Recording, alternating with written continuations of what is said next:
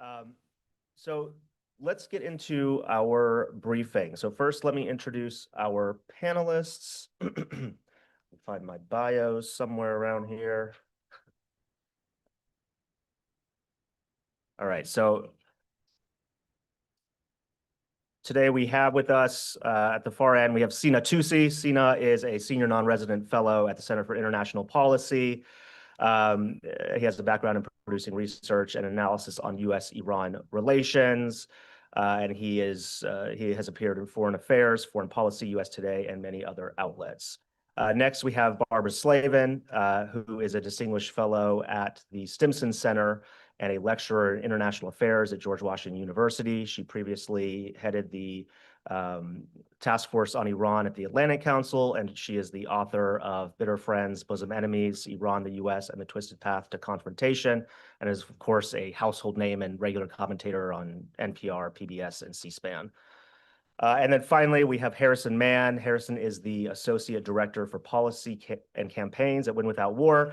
He is a former U.S. Army Major and Executive Officer of the Defense Intelligence Agency's Middle East Africa Regional Center, up until his resignation in protest of the Biden administration's support of the war, Israel's war on Gaza. All right, so let's get started. Just to open things up, I'd like to hear, we can go to the whole panel. Let's start with Harrison. Tell us what has happened so far in this war. We are 13 days in.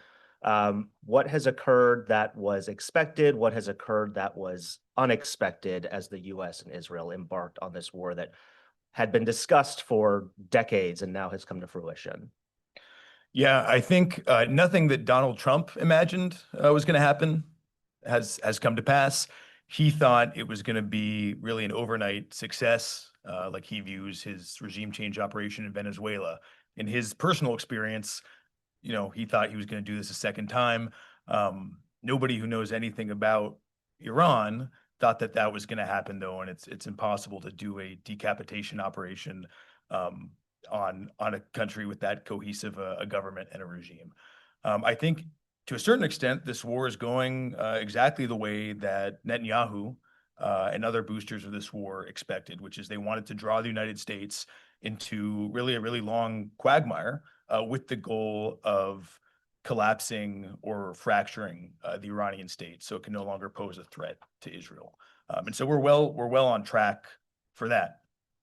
The ways that we've been drawn in were totally predictable, I think, by everybody except for Trump and maybe his Pentagon, which is Iran lashing out against really the weak underbelly of the U.S. regional alliance, which is the Gulf states, which have debatably suffered the worst, and then, of course, threatening international shipping and disrupting global energy markets.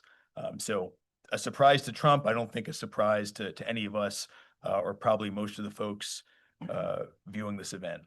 And maybe the other surprise for both Trump and even the Pentagon to a certain extent is that they were just not able to destroy Iranian military capabilities in the first days or even first week of the war.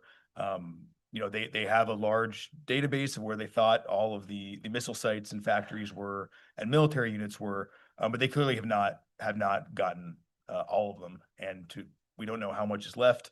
But Iran is still firing at Israel and at the Gulf states and at U.S. forces. But that element, is that a surprise for Netanyahu? You said Netanyahu expected this quagmire. Yeah. The lack of ability to destroy Iran's capacity to strike back and to degrade its military sufficiently. Is that a surprise to people who are watching, or is that a surprise to Netanyahu? Yeah, I honestly think it's not. And also you have to remember, of all of the now belligerents or victims of this war, Israel is kind of the safest. It has the most U.S. military protection, and it's also like the farthest away compared to Gulf states. So everything that gets to Israel has to pass over U.S. forces, Gulf forces, and it has the chance to get shot down. Drones can't reach Israel as easily, but they can, a short-range drone can get to the Gulf and can get to U.S. bases there. So I don't think he really expected a quick victory, but he does still expect that this is the war that's going to finally basically destroy Iran. I think the thing that's not going the way he hoped is there's signs that Donald Trump is looking for a way out, right? I think that was clear even from like day 2 or 3, where we started seeing them start throwing stuff at the wall and see what stuck. So I think really from the Israeli perspective or Israeli government's perspective, their real battle is to try and keep Donald Trump interested and engaged as the costs of the war build up. Barbara, you agree with that assessment? And what do you think about the strategy, especially the decapitation strategy that played out, at least in the initial phases of the war? Yeah, no, I largely agree with that. I think that the whole notion of decapitation, this has been Israeli strategy for years and years, and they finally got Donald Trump to adopt it in his first term when we assassinated Qasem Soleimani, the head of the Quds Force, that somehow killing important people will resolve your underlying problems with a country or an organization. And over and over, we've seen that this doesn't really work. I mean, look at Hezbollah. Hezbollah is still firing on northern Israel, despite losing Hassan Nasrallah and so many of its important leaders. I always remember Israel I think it was 1992, killed the leader of Hezbollah at the time, a guy named Abbas Musawi, and they got Hassan Nasrallah, who of course was so much more determined a foe. Now they've gotten rid of him, but there'll always be somebody else. If you don't resolve your root problems in terms of whether it's justice for the Palestinians or respecting the sovereignty of your neighbors, it doesn't matter how many leaders you kill. You are still going to face determined opposition. And of course, in Iran, that's so obvious. I mean, Netanyahu did Ayatollah Khamenei, he gave him a gift. This is how Ayatollah Khamenei wanted to die, as a martyr, with Israeli bombs falling all around him. It's a straight path to heaven now for Ayatollah Ali Khamenei. And of course, now having his son, who otherwise might have been an unlikely successor, given this is not supposed to be a monarchy. It's an Islamic republic, supposedly. Now it's an Islamic monarchy, in effect, because his son has now been put into this position. Although we should say that even though a statement was issued in the name of Mojtaba Khamenei today, nobody has seen him live. So I still wonder what his actual condition might be. But yeah, the whole notion that you can simply, kill a few leaders and do the trick. What's been surprising to me, the lack of a coherent U.S. explanation for the war, not before the war, not at the beginning of the war, and not 13 days in. As pointed out, I mean, we've seen spaghetti thrown at the wall, and every now and then Trump picks one strand or the other, or Hegseth picks one strand or the other, but none of them are convincing by themselves, and even cumulatively, they're not terribly convincing. The complete failure to anticipate that Iran would close the Strait of Hormuz. I mean, we put up a piece at the Stimson Center on our Middle East Perspective site the day the war began about exactly this, closing the Strait of Hormuz, and how easy it would be to do simply by threatening to close it. I mean, people can't pay the insurance premiums that would be required to risk sending cargo. And now we're waiting to see if the Houthis will try to close off the Bab el-Mandeb as well. And you can imagine what that will do to the price of oil and to the price of all commodities that flow through those very important choke points of the Strait of Hormuz and the Bab el-Mandeb. So I know there have been plans on the shelf to attack Iran forever. It's like they took all those plans off the shelf, put them all together, and called it a strategy. And what we have instead is 2,000 people dead or more, vast destruction in U.S. allies in Iran, dead schoolgirls, destruction to priceless artifacts in Iran, UNESCO World Heritage Sites, and there's no end in sight to this war. Sina, I want to get your take. Similar question, but are you surprised by the Iranian response to this? My sense is that the Trump administration, maybe others, were lulled into this belief that after the Soleimani strike, after the strikes between Israel and Iran, that even those somewhat symbolic, the reaction to the Operation Midnight Hammer, in which Iran engaged in choreographed strikes against a U.S. base, all very similar responses. And now we're seeing the U.S. in a situation where Iran is responding quite aggressively. Was this something that could have been predicted? Are you surprised by this? How was Iran able to inflict such damage when previous iterations of what I think we can call a long war? This is not a 13-day war. The last one was not a 12-day war. We have been in a war, but why now? Why is Iran able to inflict this damage? Is it surprising? Was it predictable? Tell us your thoughts on that. Yeah, I think the dominant perception in Washington was really that Iran is a paper tiger, that because of its relatively restrained reactions in recent years to U.S. attacks, that this regime is brittle, it can't really fight back, and that all it really takes is one more push to get, collapse.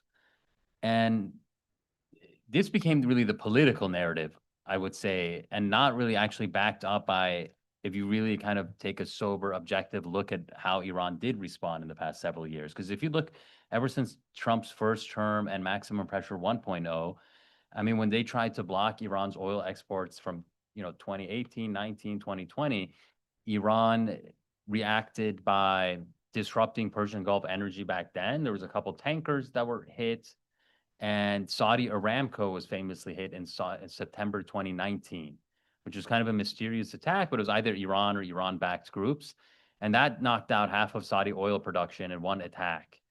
And then we saw after the Soleimani assassination, what Iran did was really, in retrospect, we know this more, but it pretty much destroyed most of that Ain al-Assad air base in Iraq. I mean, hangars, communications towers, helicopters, a lot of infrastructure there, proving that, at those short ranges, those missiles are quite accurate, and they destroyed that base with precision or did a lot of damage to it. And then, if you fast forward to Trump's second term, or, the conflict with Israel in 2024, the April 2024 and October 2024 kind of tit for tat strikes with Israel, a lot of those were also, the political narrative developed that, Israel intercepted like 99% of the missiles, they're ineffective, Iran, again, is a paper tiger, when, I think more serious analysis has been done that, those were a demonstration of capability, that they can circumvent the multi-layered Israeli and American air defense systems, from David Sling, the Arrow systems, the, THAAD batteries, the most sophisticated U.S. air defense system is the THAAD batteries, that, Iranian missiles circumvented those and did hit targets in Israel, both in April 2024 and in October 2024. And then you go to the June war, where Iran arguably, it hit significant targets in Israel. It hit the, things that we know about, despite pervasive censorship in Israel, is, they hit the Haifa refinery with 3 missiles and did serious damage to Israel's kind of energy and gas production. They hit, the Weizmann Institute in retaliation for, killing Iranian scientists, which is this Israeli research university. And then they also hit, military and intelligence sites that, outlets like the Telegraph and stuff has written about. We don't really know about the extent of the damage. And a lot of the satellite companies, sadly, we don't have the same pictures, obviously, that we do of like Iranian targets that have been hit like immediately. But regardless, we're seeing in this war, the political narrative took hold despite these damages that Iran did, that, it's a paper tiger, it's weak. But in this war, we're seeing that Iran from the get-go, and now we are getting the satellite pictures from the get-go too, that it's done a lot of damage to U.S. bases in the Persian Gulf at a shorter range where the missiles are more accurate, from Kuwait to the UAE, from Saudi Arabia. I mean, I've heard from some Gulf analysts that it's a question if they're even going to want the U.S. I mean, their whole national security strategies of these traditional U.S. allies in the Persian Gulf might be reassessed, because they bet on U.S. protection, they bet on U.S. military bases protecting them. Now, a lot of them are saying, you guys dragged us into this war. You weren't able to protect us. Our economies, our whole political economy model is under serious strain. But yeah, so a lot of the U.S. bases have been struck. We know that multiple THAAD batteries have been hit, I believe, in Saudi Arabia and Jordan. Certain radars, critical radars, have been hit. Same with Israel, from Hezbollah attacks as well. And, another thing that's part of this military equation is this kind of race between, the interceptors and the missiles. And the interceptors are very expensive. A lot of these, I had heard in the last June war, Iran or the US had expended upwards of 1/3 of the THAAD missile interceptors that are very key to the global balance of power in the Pacific, in Europe, at home here in America. And these are missiles that are very hard to build. They take years to build. They're extremely expensive. The U.S. production lines are constrained by, rare earth mineral access from China and other places. So now we've wasted a lot more of these. And it seems like, some of them are rapidly running out because I've heard from contacts in Israel that these Iranian missiles are hitting more. The sirens, they can't detect them being launched as well. So like previously they would get like a 15-minute heads up. Now it's like no heads up or maybe 5-minute heads up. And the missiles are just hitting. There's explosions without any kind of heads up. So there's key vulnerabilities. So I think, yeah, it was a miscalculation driven ultimately by hubris, which if you look at history, this has replayed itself many times, right? You have a great power or a much stronger power that gives into hubris and complacency and wishful thinking and a lot of groupthink and all of these things that contribute to bad decision making. And it leads to this strategic disaster. Now, we had this just a few years ago in Iraq in 2003, now arguably again with Iran. And I don't think there's any good military option out of this mess for the U.S. So what do you think about, I guess, first of all, was the United States prepared for this war? We know Trump said he was locked and loaded early in the year and then eventually brought 2 carrier groups out to the region, but wasn't prepared at the time. Now we're hearing about interceptor shortages. So was the U.S. prepared? And then is there an escalatory way out of this for the United States? We've heard talk of arming insurgent groups, arming, ethnic separatists, sending, Kurdish groups into Iran. We've also heard Trump muse about potentially sending U.S. forces, boots on the ground. So is there a way out of this? Assuming we know what the objectives are, where there is an escalatory path to achieve those objectives, or is that even possible? Are we prepared to have boots on the ground? Yeah, so that for the 2 questions, no, the Pentagon was not prepared for this war, and no, there's not an escalatory path out, but there's an escalatory path deeper in. In terms of military preparation, Pentagon was clearly prepared to bomb a lot of things in Iran. And I know we'll probably talk about the Manab school bombing later. They weren't prepared to accurately bomb in Iran, but they at least had the munitions and the forces postured for that. Where you see a really stunning lack of preparation that I don't think you can chalk up to, Donald Trump's fantasy planning, but this goes to inside the Pentagon and to people who are supposed to be professional military planners. The majority of the U.S. troops killed in this conflict were killed in a basically unarmored trailer with no overhead cover by the most prolific weapon of the Iranian military at long distances, which is drones, right? So you can imagine if for months that you're doing this war, you would at least provide rudimentary overhead cover to your forces. We know now, right, there have been at least dozens more troops injured. We don't know if they were given adequate protection. That's a much easier thing to provide than building new missiles and interceptors. Sina already touched on the issue of going into this war with a very degraded stockpiles of interceptors, not just from the previous conflict with Iran, also from Trump and Biden's Houthi campaigns, where especially the Navy sucked up a lot of its standard missile air defense interceptors. The other part of this that just shows kind of, I would say, further Pentagon negligence is when we talk about the threat of closure of the Strait of Hormuz, one of the things that can happen that Donald Trump recently accused Iran of is mining the strait. Sea mines are pretty easy to deploy, and once they're there, they can get loose. A lot of things can happen that make it very hard and time-consuming to clean up. in the lead up to this war, media tracked very closely the surge of aircraft and Navy vessels into the region. To my knowledge, we did not see a surge of the vessels and aircraft that perform mine clearance missions. Littoral combat ships, and they have associated aircraft that are meant to sweep for mines. We didn't see a surge of additional Navy EOD, explosive ordnance disposal units, to the region, which is the kind of stuff you would send if you thought there was a high risk that the Strait of Hormuz was going to get mined, and you wanted to be prepared to clean it up as quickly as possible, even if the war ended shortly after. And then, yeah, I think I can go into the school bombing now. Yeah, tell us about. And also how it equates to And the ship that was sunk, that was on maneuvers. Sri Lanka. Yeah. India.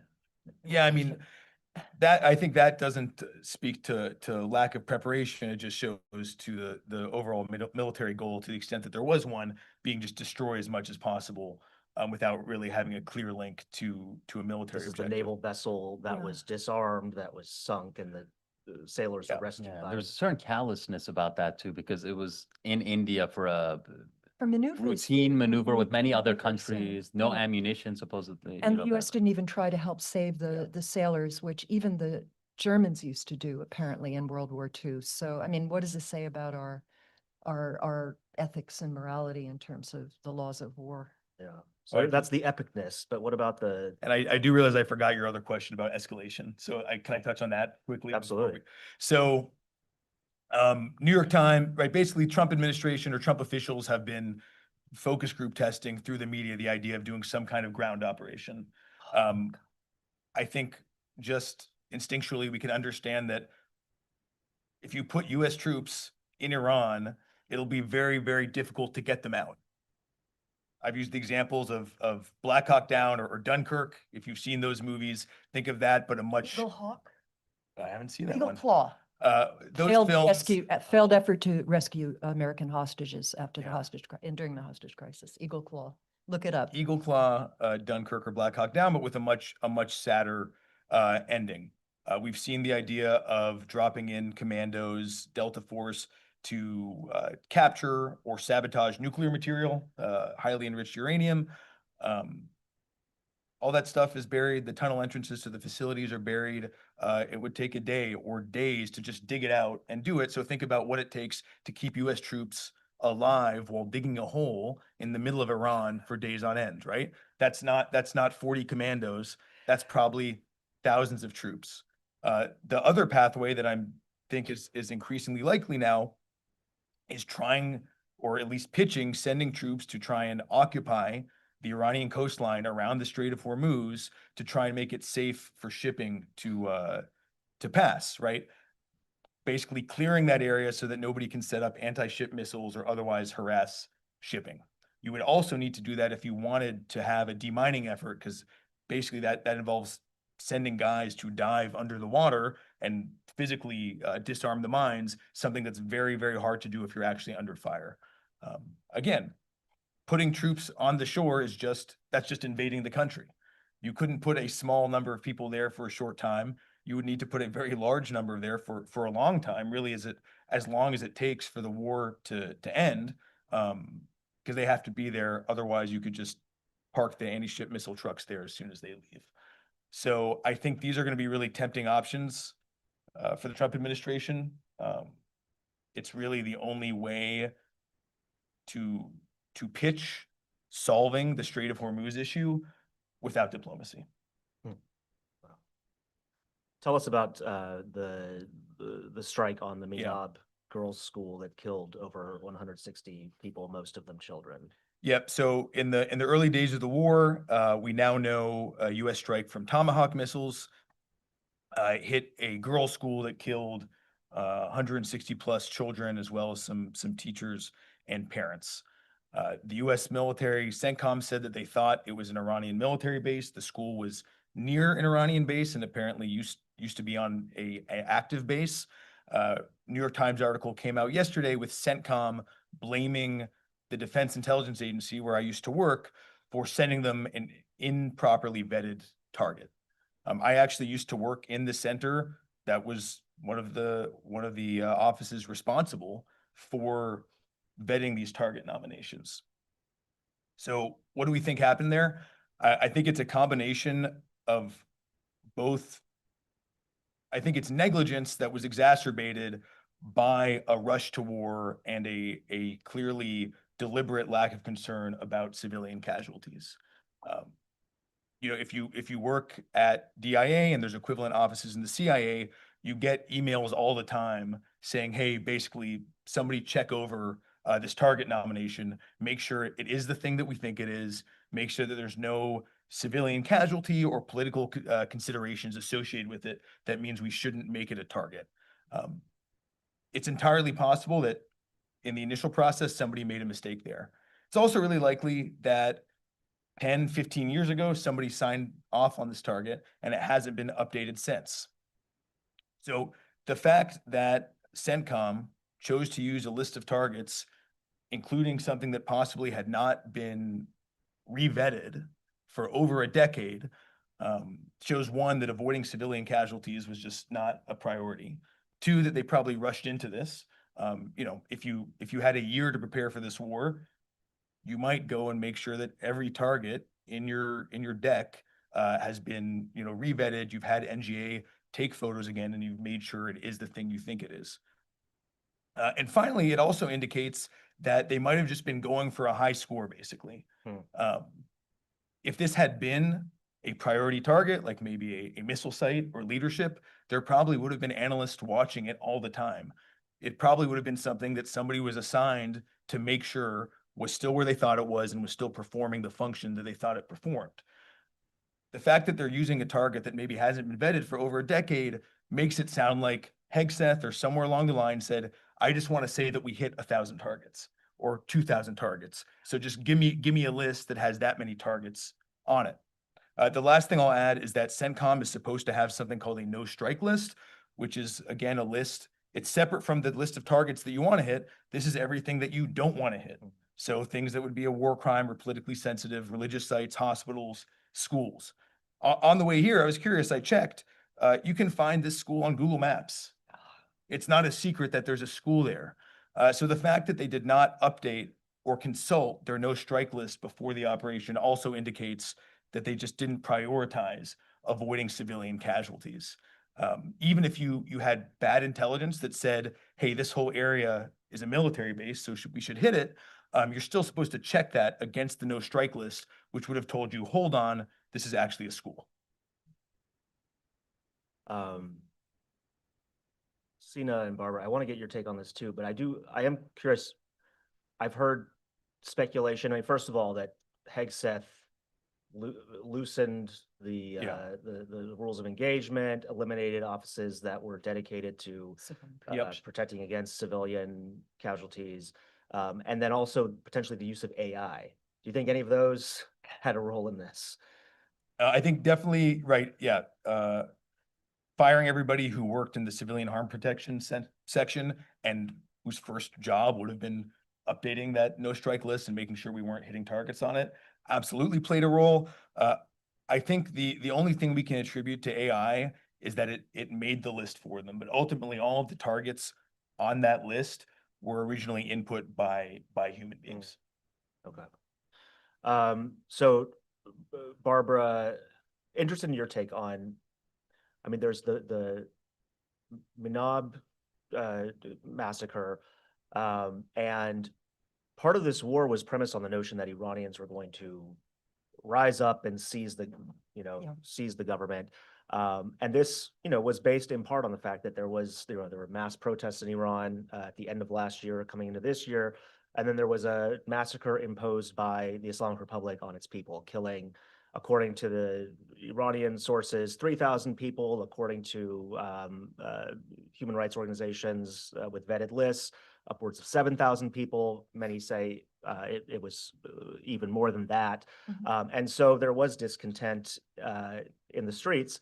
Now we're seeing the toll of war, the Minab strikes and other things like that.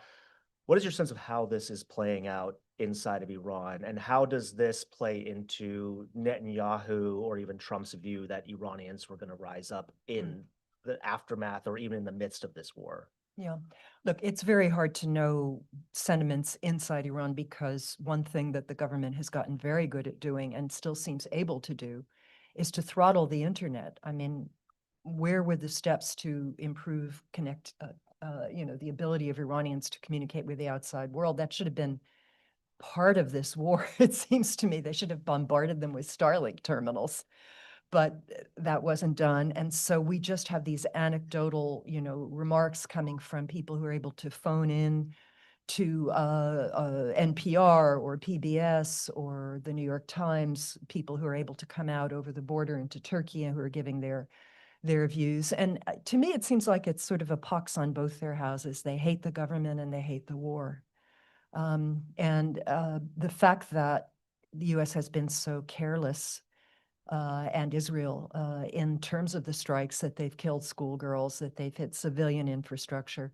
I think a real turning point was when, I don't know if it was Israel, I think, hit the big oil refinery on the outskirts of Tehran, creating those apocalyptic images of red skies. And to me, the most terrifying, I've been lucky enough to go to Iran 9 times, and there are these kind of canals that go along the main avenues that are called Jub. And in better days, when Iran had a lot of water, it would bring water down from the Alborz Mountains into the town. And there were photographs of these Jub full of flames, carrying flaming oil down the streets of Tehran. And I mean, it was like a hellscape. So even if you despise the Islamic Republic, even if you were delighted to see Ayatollah Khamenei killed, you can't be happy to see your country being destroyed. What are you going to inherit? And even the Trump administration seemed to be angry about Israel hitting oil refineries, because one of Trump's many strands of spaghetti at the wall is that we're going to take the oil. He likes this idea of taking the oil, no matter where it is, right? Whether it's Venezuela or Iraq or you name it. So I would think by now people are quite terrified. We've had so many chances to help change Iran's political trajectory, going back to the 1990s when Iran reached out to the United States to improve relations. One of the other targets was Azadi Stadium. This is where Iran has soccer matches, football matches. This is where in 1998, I went to the most amazing event. It was called the Takhti Cup. It was a wrestling tournament, and American athletes were returning for the first time since the revolution. They were invited by the president of Iran at the time, Mohammad Khatami, to come and participate. And Iranians were crying with joy and welcoming the Americans. They had a flag, the American flag was flying, and it wasn't being burned in an anti-American demonstration. It was amazing. What happens? 9/11, Iranians help us get rid of the Taliban. George W. Bush puts them on an axis of evil, refuses offers of negotiations. We get Mahmoud Ahmadinejad helped into office apparently by Mojtaba Khamenei. And Iran is under the hardliners for 8 years. We finally get an opportunity with Obama and Rouhani to get the Joint Comprehensive Plan of Action, and then Trump comes and withdraws from this agreement. So yes, Iran, it has a horrible regime. It by all rights should not be there. But when there have been opportunities, and we've even seized those opportunities briefly, we've never sustained the effort, and we've destroyed the chances for Iran to evolve in a more peaceful manner. So I don't know where it goes from here. I mean, at some point, this regime has to change, if not fall, because it has very little support, but it has the support that matters, and that's from the guys with guns. And in a wartime situation, people are not going to come out in the streets. Even Donald Trump told people, don't come out now, it's dangerous. I mean, duh. So we will see what's left when this war is over, and whether there's any possibility for ordinary Iranians to exert any kind of agency under these terrible circumstances. So, what's your interpretation of sentiments on the ground? Has there been, any kind of rally around the flag effect? And I'm curious, what are you seeing from civil society and opposition figures inside of Iran? What are they saying or calling for?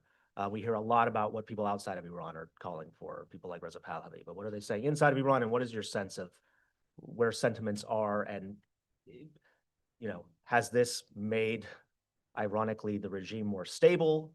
Is there still the potential for instability and popular uprisings? Yeah, I think one thing to really emphasize is that, the dominant strand of Iranian opposition politics within the country, like the most homegrown, organic, grassroots-led civil society activists and dissidents, have always been, not only fighting for democratic change and against authoritarianism, but also they've been consistently against foreign intervention and military intervention. And, these are prominent dissidents, political prisoners, people who are like, ex-reformist figures in the government who became outspoken dissidents and were jailed as a result or put under house arrest, independent unions, women's rights activists. So those voices have always been there, and they've been there in these past couple of months too, even after the January massacres. So it's just a voice that we don't, is very much ignored in the US, that there's many pro-democracy activists and, the people who've actually tried to fight for grassroots change. It's easy for, opposition figures abroad who've always arguably tried to come to power through foreign military intervention. Like it used to be the MEK, now the Reza Pahlavi and a lot of the Iranian monarchists. But even that is interestingly beginning to change. And I can see that change in real time, because as we've been seeing, this war that Trump launched that Saturday morning, calling on Iranian people to rise up, get in the streets, protest, that A, that did not happen, but B, what happened afterwards is that Trump, I think in his desperation and search for some kind of solutions, has been, threatening Iran's territorial integrity. He literally said something like, someone asked him, is Iran's map going to look the same after this? And he's like, probably not. And he's also there was this whole thing about supporting Kurdish groups from Iraq to invade Iran. And it seems like that's been abandoned now, Yeah, but that lasted one it Scaramucci. was a terrible idea. Yeah, and it was a terrible idea. But regardless, that stoked fears of, the territorial integrity of the country, potential separatism. And now, as we've talked about, attacking all this kind of civilian infrastructure, historic infrastructure, these oil depots in Tehran that have created this huge ecological catastrophe. And so even the people who were kind of hoping against hope that, maybe a foreign military intervention could lead to something better in their lives. And, the people who did believe that, and, there are people who have believed that both within the country and outside the country in the Iranian diaspora, it really, they were led to believe, and I think this is really through a lot of the US and Israeli disinformation efforts and propaganda efforts, which are under-discussed, but massive efforts, like this channel, Iran International, that, we know from, it's based in London, but we know from public records in England that just from 2018 to 2022, their budgetary deficit was over $500 million. So imagine what their total budget is. They're a massive enterprise, very sleek production, anchors. Regardless, what this propaganda conveyed to Iranians was that these people, Trump and Netanyahu, have your best interests in mind. Like if we look at these Netanyahu addresses, to us, it probably seems very crazy. Like what Iran, but this has been the narrative that they push consistently across major media efforts to convince Iranians that, foreign military intervention could lead to a quick, easy improvement in your lives. So even people who have bought into this narrative, they didn't sign up for a big war, decades-long war, potentially ending up in a refugee camp somewhere. I've talked to these people in Iran. They thought, they were also under the impression that this regime is brittle and it would collapse. But what we've seen since this war has broken out is that the Islamic Republic, I think, contrary to where, Saddam Hussein was at in 2003, contrary to where Muammar Gaddafi was in 2011, it still has a sizable social base. It's shrunk over the years. The regime has lost a lot of legitimacy. I would argue the majority of Iranian society wants fundamental political change, but that doesn't change the objective reality that it still has a social base. The hardline contender Saeed Jalili, for example, in the last election when there was 50% turnout, he got something like 10 to 15 million votes. I think it was like 13 million votes. That's a huge base, and those are like, ideologically committed people.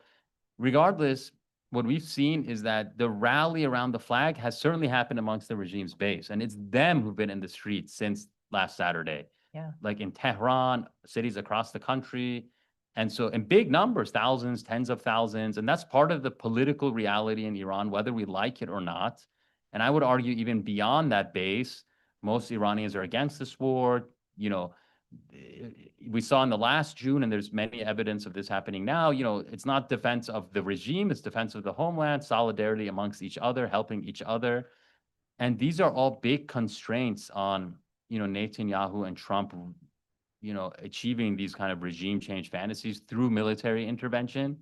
And I think, you know, in these, you know, potential scenarios of a ground incursion, if they try to go and take this, you know, Bandar Abbas or some city around the Persian Gulf, around the Strait of Hormuz. Island was one suggestion. Har Island, which We'll just go take Har Island is very interesting because that's where Iran exports its oil from, but it doesn't produce any oil from there. It produces the oil in Khuzestan province, and they go there via pipelines, and it exports them from there. It also has another facility that it exports on the Indian Ocean, actually past the Strait of Hormuz. So, I mean, if they attack Har Island, it's going to create, as Harrison said, more of a quagmire, more of an entanglement, you know, more of escalation. But if they try to take, you know, any Iranian city around there, I think that'll be a years-long campaign, even taking one city, because of the fierce resistance that will be met, and because of it'll just be mission creep, and they'll need more and more troops. So again, there's really no good military solution. And, you know, escalation will just be met with Iranian counter-escalation, and they have many more options up the escalation ladder, actually. I want to ask everybody the most important question, which is, how does this end? Which is a question that you would assume was asked by the planners of the war before it started, but it doesn't seem like that was a question that was answered.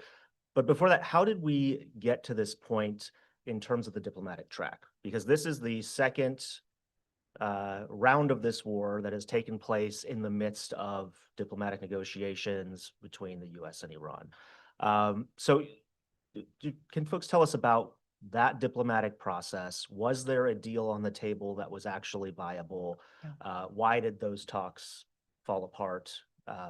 And is there a viable pathway to getting back to the table? Yeah, I think this is a really key question, because I don't believe the Trump administration was serious about reaching an agreement with Iran. From the moment in last spring when all of a sudden Steve Witkoff went from, oh, sure, Iran can enrich uranium to 3.67%, which was the percentage in the Joint Comprehensive Plan of Action, to Iran cannot enrich any uranium on Iranian soil. I don't think there was ever a chance for diplomacy. I've been following this issue a long time, and Iran has been consistent since it began enriching uranium, and even before, when it was still working toward it. It insisted that it had a right to enrich uranium on its own soil, and it cited a very bitter history of being promised enriched uranium from outside sources and having people renege. Under the Shah, Iran had bought a 10% stake in something called Eurodif. It was supposed to get enriched uranium from Europe for the many reactors it was planning under the monarchy. And of course, after the revolution, Eurodif refused to honor that contract. The German company that was building civilian reactors at Bushehr refused to honor that contract. And so beyond just the whole Islamic revolutionary, you know, mythology about independence and so on from East and West, it was very important that Iran master the technology and be able to do this on its own soil. And of course, there's a dual use aspect of it. The same technology that allows you to enrich uranium for civilian purposes allows you to enrich uranium for bombs. And so there was a hedge strategy, an effort to become a threshold state. This is all true. But the insistence on even a token amount of enrichment was very important. Now, according to what I've heard from the last round of negotiations, when the Omanis were so optimistic, Iran actually agreed to not enrich for 5 years, and then enrich as part of an international consortium, but that consortium had to be on Iranian soil. Iran also agreed to downblend the 900 pounds of 60% uranium that's lying under the rubble of the June strikes. And the Omanis thought this was a pretty good offer. The IAEA would be invited back in to monitor everything, the recovery of the 60% uranium and so on, the condition of the various enrichment facilities. And this was not sufficient for Trump. He wanted, as he said, capitulation, which Iran would not do. I think the other thing he wanted was a face-to-face meeting with some important Iranian, because he likes that, and he never got that like he did with Kim Jong-un of North Korea in his first term. And of course, Iran insisted on indirect negotiations, and they would not even let, their president, who's not very powerful, Pezeshkian, meet with Trump. So in a sense, Iran has itself to blame. It could have tried a little harder, perhaps, but this insistence on no enrichment, I think, was always a non-starter. And as long as it's the Islamic Republic of Iran, it remains a non-starter. Probably under any Iranian regime, it would be a non-starter, given the fact that this program goes back to the Eisenhower administration when the U.S. started it under Atoms for Peace. Can I just add something about that maybe y'all want to comment on? Is like what really showed me that none of these negotiations were in good faith was that in the weeks leading up to the U.S. strike, we also heard the administration, especially Marco Rubio, start complaining about totally unrelated issues and saying, well, the nukes are fine, but I'm also very concerned. They need to get rid of their ballistic missile program. They need to dismantle their regional proxy forces, which, whether you like those things or not, that's basically asking the Iranian government to just totally neuter itself and disarm. And so the fact that those started getting added onto the table suggested to me that, well, this is not really just about the nuclear weapons. Yeah, one other point, too, is that it was Witkoff and Kushner, who the last time I checked are not physicists. Where was the staff if this was serious? And it was kind of like speed dialing. I mean, they would run from the Iran negotiations to the Ukraine negotiations on the same day in the same city.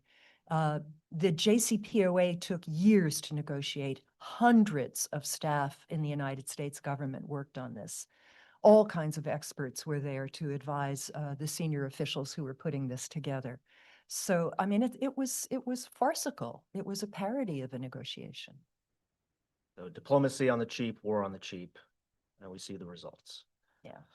I am actually, we didn't touch on, I mean, this is becoming so complex, and, this war has spread across the region. I am interested, what are people's takes on what is happening in Lebanon, where that is heading, what is happening in Gaza? I think Sina mentioned the attacks on Saudi and Dubai and elsewhere may imperil U.S. relations with those states after this war. But what is happening right now, particularly in Lebanon and in Gaza? Well, I think Gaza, they've restricted again the flow of humanitarian aid and outside aid. And there, I think the Rafah crossing has been closed down, or there's more restrictions. There's been more bombings. I mean, the situation there, by all accounts, continues to be very dismal. Just indiscriminate collective punishment. In Lebanon, the whole state is under threat of collapse. The whole country into total instability. You're seeing that Hezbollah entered this war, and it seems like it's entered this war with more force and capability than many people thought. Again, another strategic surprise. Actually, yesterday, they launched a coordinated joint attack with Iran at the same time. Like, I think there was 100 missiles launched from Lebanon, missiles launched from Iran, hitting. So, there's still coordination. And apparently on the ground, the Hezbollah infantry units, they're adopting more of the tactics that they had in the 90s, like guerrilla warfare, small teams. So they've learned the lessons, and they're adapting, and they're fighting. And again, I think to Barbara's points, it's not, the decapitation and the idea. I mean, these are ultimately groups that are based in constituencies. In this case, the Shia of Lebanon, who are the majority of that country's population by most estimates. And, them being disenfranchised, them not being given a horizon only pushes them more towards these kind of groups like Hezbollah. And so that's always going to be there. Same with the Houthis and the Yemenis. So these are ultimately, it goes down to U.S. policy being centered on disenfranchising certain populations and constituencies in the region, and them, for their own existence or viability are fighting back and organizing. So I think, this is a problem that will always replicate itself. Like guerrilla movements like Hezbollah, if you look at the history of guerrilla warfare, just decapitating them, killing them. I mean, in Vietnam, the U.S. had air superiority. The U.S. killed millions of people in Vietnam. But the Viet Cong ultimately persevered because it was rooted in the local population, and they can replenish their numbers and engage in these kind of warfare that is hard for a conventional adversary that is a nation state to keep up with. So yeah, so you're seeing that Hezbollah seemingly is fighting back in a more stronger way. The Houthis in Yemen, the group in Yemen, still it seems like hasn't gotten involved. I mean, I saw this morning maybe there were some missiles fired from there, but that's something that I think Iran and their allies have as a next step on the escalation ladder, depending on the moves that the U.S. makes. So if the U.S. maybe hits energy infrastructure in the region, in Iran more, or, certain other things, and the Houthis getting involved in closing the Bab el-Mandab and another vital trade route could really just amplify all the consequences and economic ramifications of this war. We didn't mention the Iraqi militias as well, which have been attacking the U.S. embassy in Baghdad and attacking attacking hotels in Iraqi Kurdistan where American service people are housed. I mean, they have exquisite intelligence about where the Americans are. And this whole Scaramucci of the Kurdish rebellion that just led to more attacks on Iraqi Kurdistan and on American and Kurdish targets, Iranian Kurdish targets in Erbil and Sulaymaniyah. So, playing with fire. One of the things that I think it was Dan Kane said was that in searching for an aim, a goal, a reason, we're going to, I forget whether he said end Iranian ability to project power in the region. And I almost fell off my chair. I mean, given Iranian connections with Shia communities throughout the region, given Iran's cultural and historic connections with all of these various societies, familial connections, that's delusional. It's never going to happen. It can't be done, certainly, with a couple of weeks of bombings. So once again, just a massive miscalculation and misunderstanding of the realities of the Middle East. All right, so now the question I think we should all be asking is, how does this end? And so from the president, we are hearing this is just a short excursion. He has said we're almost done, we're ahead of schedule, but then suggested that maybe this could go on for weeks or even months. I noted the Foundation of Defense of Democracies, one of the major organizations pushing for this war, has come out and said, we don't need regime change. Actually, we're almost done. We just need to degrade the military a bit further, and then we're going to leave and impose maximum pressure sanctions. And essentially, it sounds to me like mowing the lawn, the Israeli strategy of you degrade, you leave, you come back in every 6 months or so. We're already in the middle of that cycle. This is the second U.S. incursion or excursion in Iran. Meanwhile, the Israelis and Netanyahu, it doesn't seem like have any end in sight at this point in time. And the Iranians have reportedly rejected efforts to potentially come to the table to discuss ending the war. And it seems like they want to inflict maximum pain on the U.S. to deter future attacks. So all that being said, I mean, are we closer to the beginning or the end of this war? And how does this end? What is your prediction for how the fighting stops? And I will start with some unlucky person. I'll start with you, Harrison. Yeah, I think best case scenario, maybe we're in the middle. As you said, regardless of what Israel and the U.S. decide to do, the Iranian government, such as it remains, needs to get to the point where they feel they have imposed a high enough cost that they feel relatively safe from another unprovoked U.S.-Israeli attack in the future. And I don't think we're at that point yet in terms of U.S. casualties or in terms of economic disruption, which I think is really just starting to be felt in the U.S. Now. We got a long way to go with that. And so the question is, when Tehran feels like, okay, we've done enough, will Donald Trump be willing to make some kind of deal and accept something that he can call a win? I suspect the answer is probably yes. The problem then is all of the spoilers, which is mainly, you know, Netanyahu and the Israeli government, who will be doing everything within their power to keep Trump from withdrawing, right? Because they're closer than they've ever been to ending in their eyes the Iranian threat. And so I don't know, you know, Trump has shown that he's willing sometimes to put his foot down with Netanyahu. He obviously didn't this time, but that's what it's going to take. If he doesn't do that, we're going to see the war draw on, and I think we're going to also see the Israeli government take increasingly desperate measures to try and keep the U.S. from disengaging. We've already seen that a little bit. Basically, the Israeli government claimed that strikes in Iran, I think on the desalination plant, were actually the UAE because they wanted to keep the Gulf states in the war while they were looking for a way out. Iran at least accused an attack on a facility in Azerbaijan of being a false flag attack from the Israeli government. I don't think it's out of the question that we see more of that kind of thing happening when Trump gets to the point that he's trying to find a way out. Wow. I think the war ends when when the price of oil goes above $150 a barrel and the Dow Jones goes to 40,000. That's my prediction. Okay. And as I speak, stock market Dow is down below 47,000. So we have a ways to go. Wow.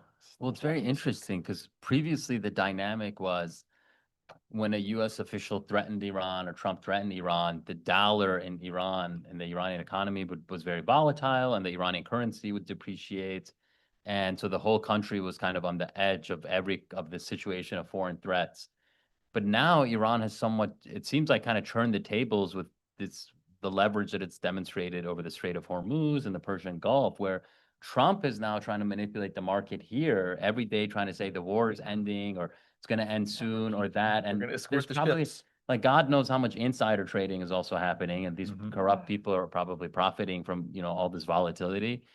But regardless, this is something that Trump is this affects his calculus. I mean, he cares a lot about the stock market, him and his, you know, the Epstein class and all these people.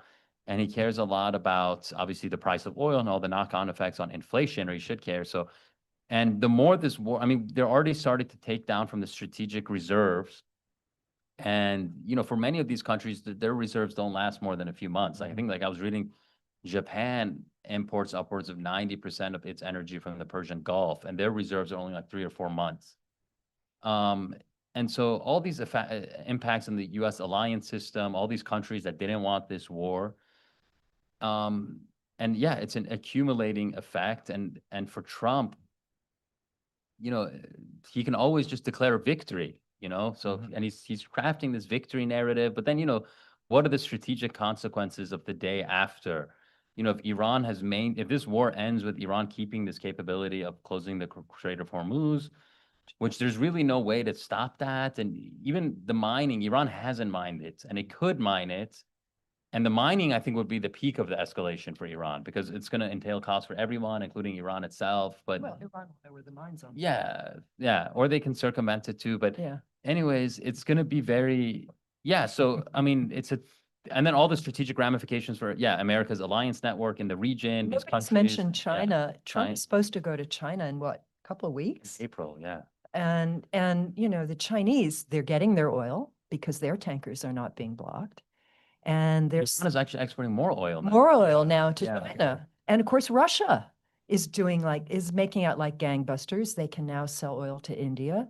And Steve Witkoff doesn't believe that Vladimir Putin is giving intelligence to Iran to help Iran strike American targets. I mean, you can't make this stuff up, the incompetence and duplicity of this. You just can't make it up. And one quick more point about the Iranian deterrence. I think it'll be interesting after this war. I mean, Iran is trying to drag it out to create enough deterrence capability, you know, force show of deterrence to deter future conflict. But in the future, every time there's threats of war with Iran, you're probably going to see a market reaction, oil price reaction that you didn't see previously.